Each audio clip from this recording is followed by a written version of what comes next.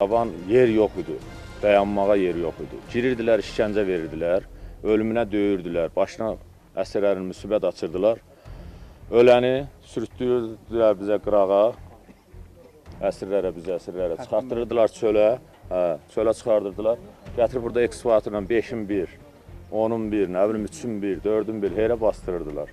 Kütləvi məzarlığın aşkarlanması işğal dövründə erməni silahlıları tərəfindən insanlıq əleyhinə törədilən cinayətlərin növbəti sübutudur. Əsir və etkin düşmüş, girov götürülmüş vətəndaşlarla əlaqədar Dövlət Komissiyasının arxivində toplanan informasiyalara əsasən Şuşada bir neçə yerdə kütləvi məzarlıq var. Dövlət Komissiyasının məlumatına əsasən burada 360 nəfər bütün işğal dövründə Azərbaycanın əsir girov saxlanmışdı.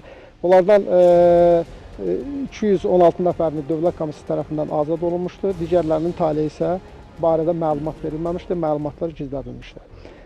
Tapılmış meyit qalıqlarının deməli eyniləşdirmə işi